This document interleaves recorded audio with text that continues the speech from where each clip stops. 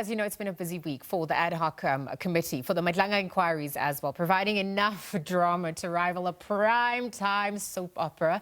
The only thing missing was a dramatic courtroom outburst, but we did come pretty close. And so perhaps to unpack a little bit more the political theatre of all of this. It's our favorite political comedian, Ongeziwe Gusha. Before we get into the chat with her, let's just be reminded of what transpired. The ad hoc committee heard from forensic investigator Paul O'Sullivan, of course, who, after some initial reluctance, he finally appeared in person to testify. His testimony was not without its own drama, from attempting to bar committee members from asking him certain questions to complaining about severe pain linked to a previous attempt at his life. He obviously came with a lot of stories on that front. We also saw, as we moved to the Madlanga Commission, parallel accountable measures. The hearings resumed, and that came after a turbulent period that included the death of a person which was mentioned at the commission. So the commission heard from several witnesses, including IPID investigator Thulani Magagula, whilst ANC member Suleiman Karim's testimony, of course, was postponed to March. And so let's get into this with Ongi, who has a knack for finding the humor and the lighter side of life. But we're obviously looking at the issues that are coming to the fore. And perhaps the best thing about South Africans is we know how to laugh at ourselves. And so you're playing into that.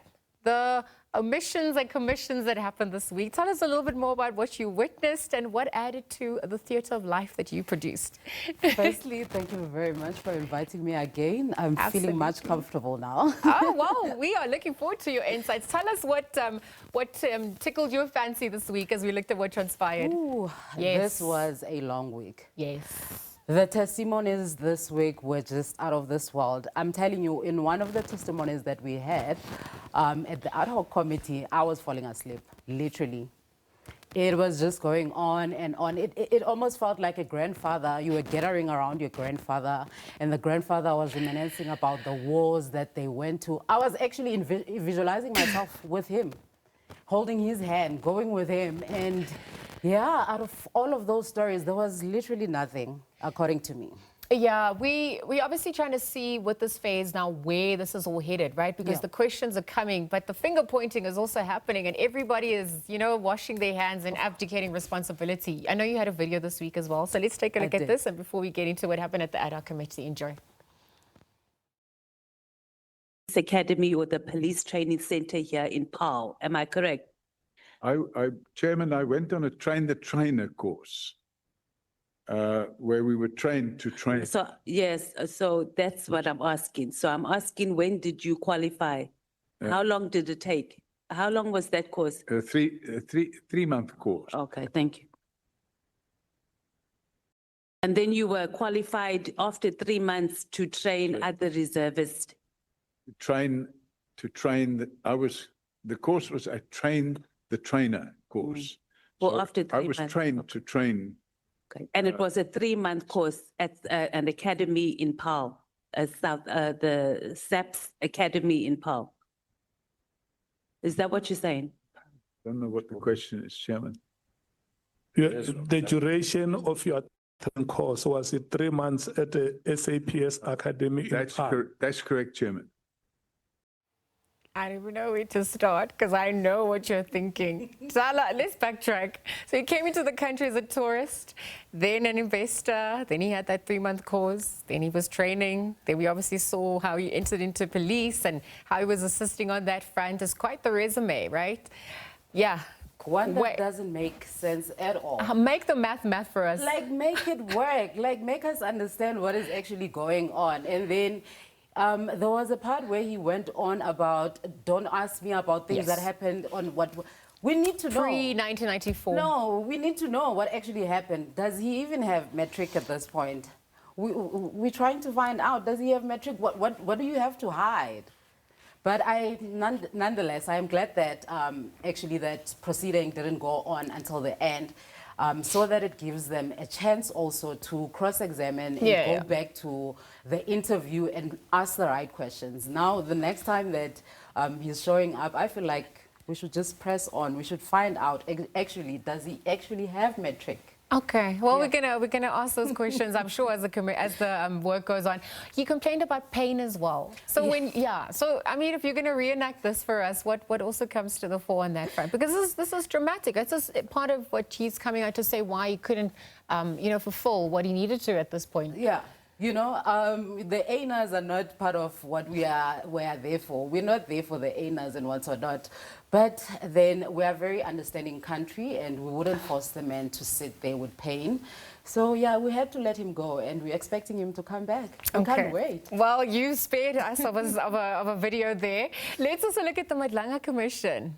Yes. Advocate Kimmy also there. Tell me, what did you enjoy about that? I love Madlanga Commission. First of all, I just want to say thank you to, I know this is a message that is coming from most South Africans. Thank you to the iPad investigators that have sacrificed their lives on doing this job, and they're doing it so authentically. I wish that this whole message, or the way that they do their job, could be across all South African police officials. Yeah. So thank you for those that are very invested in our country. We love that. Okay. And well, you loved it so much that you made a clip about this. Let's quickly take a look before we continue. And as we're going through to the SIU report, we struggled with evidence because none of the witnesses from the city were forthcoming. And just when I said, no, but we have to get and Nisa's brother, Tika Nisa, I'm sure he's in the provincial legislature, or he was there. He's the one that's been putting the pressure on to say that, no. And I said to my HOD at the time, the only people we can call now is Tika Nisa and Zbu Liope, because they're the ones who the evidence is pointing out benefited from this entire thing. The next time I'm here, my HOD pulls me out, he says, no, we settled the matter. So these are the things that I'm now facing a backlash. I mean, business ventures, expropriation without compensation. That matter it's of interest throughout the country. I looked at the matter, how do we buy property, or expropriate property, when there's a wetland in the property? Then I was called behind to say, no, but you're not working with us. Listen, your timing on those things, that work that went into that, your memory as well done. But Tulani Magugula also providing some comedy there for us. Can you tell us the lines that came through for you? He did. He made the commission laugh, and it was very a good time for us South Africans. You know, we're always listening to this, and it's bad news after bad news. Yeah. And if you can go to the commission and make them all laugh, that is a +1 for us. Yeah. So okay, so then if we're looking forward to what's happening this week, just as we wrap up quickly, how do you make time for this content now? There's hours of footage that you have to sift through, and then obviously get that inspiration and the sketches. So yeah, tell us about that work for you. How are you compensated? Please hire me. Okay. Thank you. Call to action there. You got it. Okay. But just in terms of the expectations now, because you're also able to put the piece of the puzzle together, and you still have questions, so where contradictions are happening, more replies that are also needed on both fronts as well. Tell us about that as we conclude with you. Yeah, you know, it's getting more interesting, even though it is tiring, because now there's more names that are coming out, and there's more things that we didn't know about that are coming out. It's getting interesting, but at the same time, it's getting scary, because the deeper it's getting, the more we actually realizing that we are doomed. And some people are losing their lives, so there's fear around that. Losing their lives. I have to leave the conversation there, but I know your work continues, so we'll find you on social media, and perhaps you'll join us again to make sense of what transpired. And a lighter note, thank you to our comedian, our resident comedian today, Ongi, for joining us and making sense of the Madlanga Commission, the ad hoc committee, their work as well.